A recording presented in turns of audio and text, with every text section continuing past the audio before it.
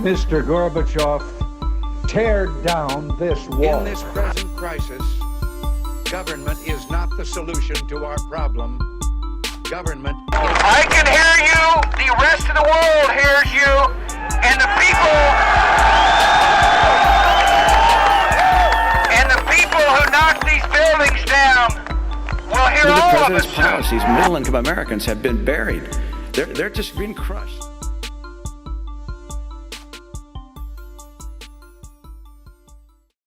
All right, welcome back to another a Conservative America video on YouTube. I'm James. I'm Matt. And today, Matt, what are we going to be talking about today?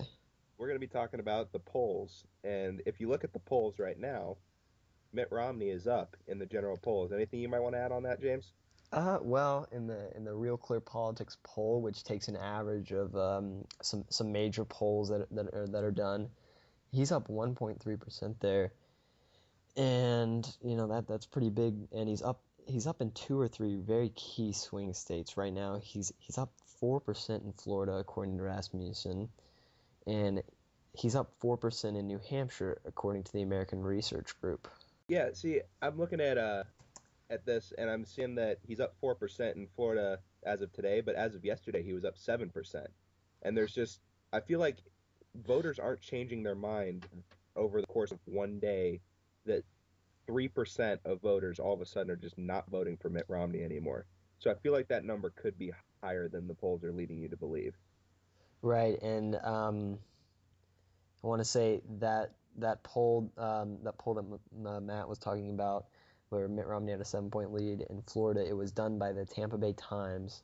So usually what I would think, I'm not a polling expert, but what I would think was that a local polling news center would know who to poll more than, say, Rasmussen. But I could be completely wrong on that. But again, I think Romney does have a lead in Florida, and it could even be leaning him right now, and that's big. Yeah, and the thing that's encouraging about Florida is that less and less people are becoming undecided. So according to that poll, if all the undecided voters were to vote for Obama, Romney would still win by 3% because he is over 50%. He's actually at 51% in Florida, according to that Tampa Bay Times poll that we mentioned. Right. And also in Virginia, where is that? In Virginia, a poll done by McLaughlin and Associates it had plus 0.02% Republican sample, so better take that for what it's worth. But they have him up 7% in Virginia. And if Mitt Romney can get Florida, Ohio, and Virginia, he'll win. No question. Yeah, and in Ohio right now, I mean, if you look at different polls, they'll be telling you different things. One poll has Obama up like 6%, another one will have Romney up 4%. It's so sporadic that I don't really think you can put much weight into any of those. Ohio is truly a toss-up state right now. But I was talking about those four other swing states, even five that came back into play. And those are, let me find them, Michigan, New Hampshire, Pennsylvania, and Wisconsin have all been switched to toss-up on the Real Clear Politics site, and that's really big. Yeah, any state that goes from being a blue state to just even being in play for Mitt Romney, if he could just steal one of those, that would be huge for his campaign. Especially Pennsylvania, which is 20 electoral votes. That's a very, very big state. So right now, I think the race is about even. I think the next debate is Tuesday. It's a town hall format on foreign policy, and I think Mitt can really take advantage there. Yeah, there's one thing I wanted to mention. Pizza Hut is doing a thing where if someone asks one of the candidates what their favorite pizza topping is, they will be giving away either to the person that asked the question, they will be giving away either one free pizza a week for the next 30 years or a check for $16,000, whichever the person chooses. So you should be seeing that pretty early in the debate. Well, thanks for that, Mr. Misichi. Let's move on to the Senate, because the Senate is also very big.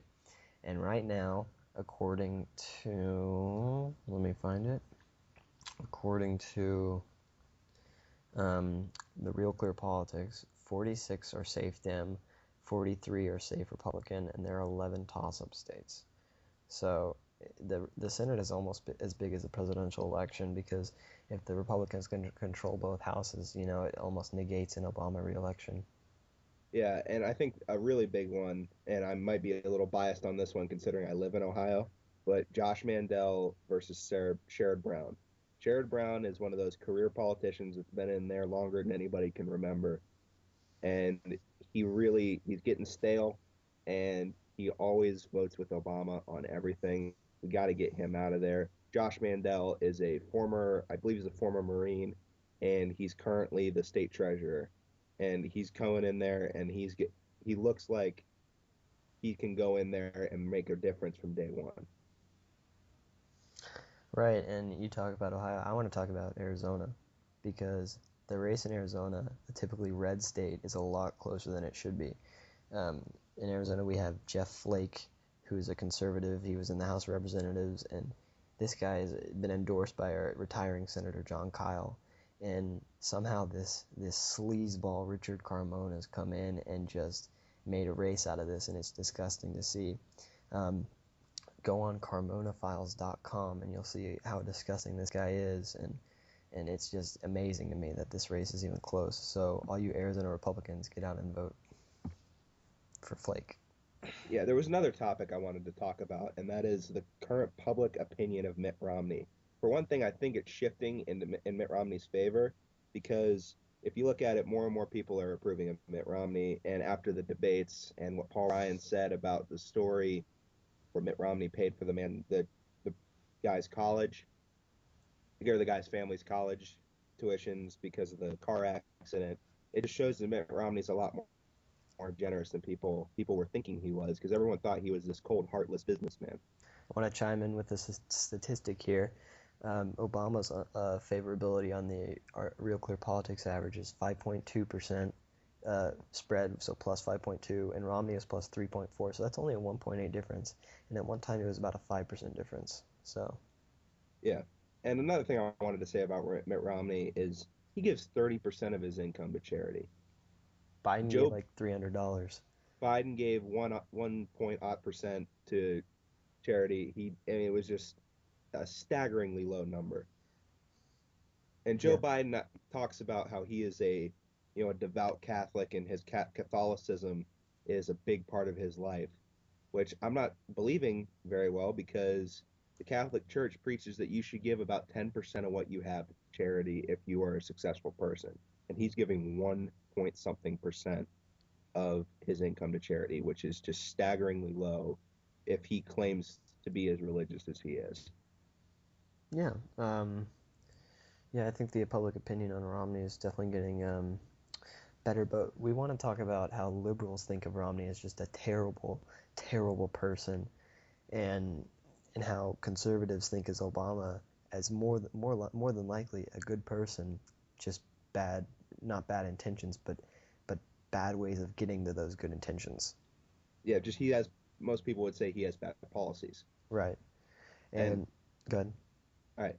See, the liberals seem to think Romney's a bad person. I mean, there's no disputing that. And most people would assume that that's because Mitt Romney is wealthy. And that is probably the biggest problem with America right now, is that wealth and being successful has been equated with being a bad person and being a cheater. And that's just not true.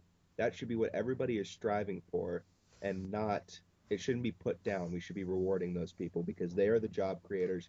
They are the people who make this country what it is. The people that went from, not quite humble beginnings, but went up and became successful. Yeah, definitely. And that brings us to this ad by Thomas Peterfy. Peterfy? I believe that's how you say it. Peterfy. And this is an ad by a guy who lived in the Soviet Union, came to America. He's number 77 on the Forbes list.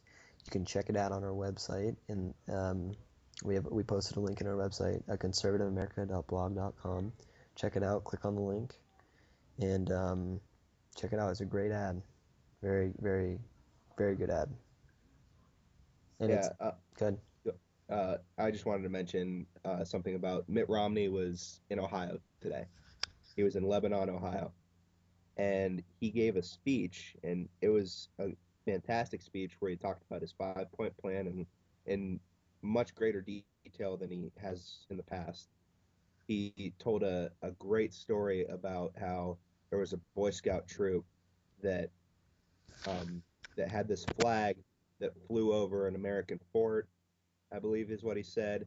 And one of the things was the flag went on the Challenger space shuttle.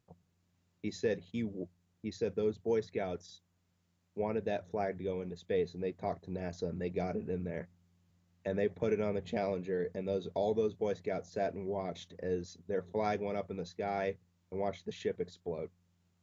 He said they asked for some time about what happened to the flag, and eventually NASA gave them back the flag that they had found, and it was in perfect condition.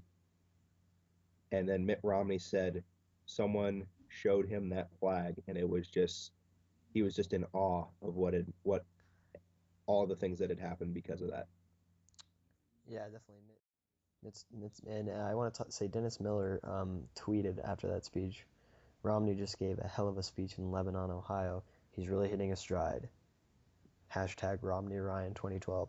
So, Dennis Miller, obviously a conservative talk show host, but that talks about momentum. Romney really has all the momentum right now, and he's got to ride that momentum into the next two debates.